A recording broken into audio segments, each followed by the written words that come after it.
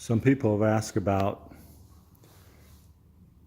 damage that our Jeep sustained on the Rubicon this year.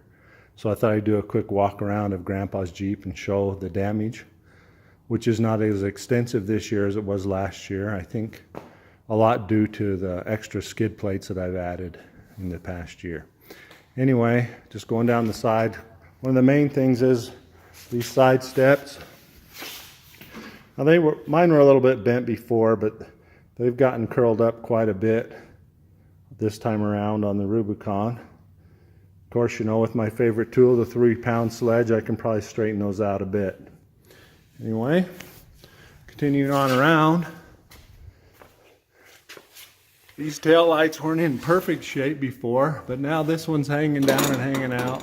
I got some work to do on that to kind of tighten it up to make it look a little better. This one on this side, I actually broke the lens.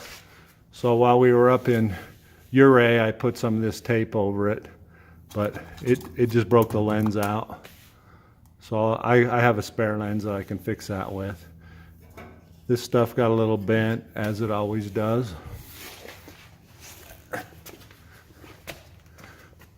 Over here on this side, this step, of course, is curled up a bit too.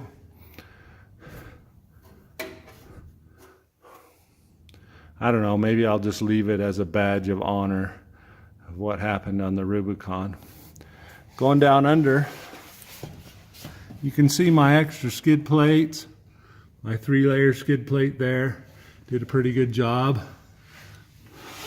My new Tom Woods driveline got banged up a little bit, and the dust cover got knocked back. I'll have to knock those back on both of them actually.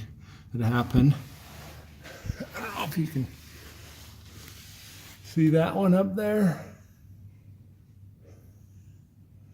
Anyway, the other thing that I've noticed is that anytime I go out on a tough trail and scrape on a few rocks, is this darn drain plug on the L head, the corner sticks down a little and it gets hit with rocks and then loosens up. You can see it's just finger tight now. It's been sitting here a few days and I have this much oil on the floor that's dripped out of the drain plug. So I just need to tighten that up a little. Maybe I'll grind a corner off or something to try and keep that from happening again. Anyway, my spring skid plates held up pretty good, so no U-bolt problems. Other than that, superficial damage. Other than superficial damage, I think that Grandpa's Jeep held up pretty good this year to the Runicon Trail. So that's me signing out with my Rubicon damage report.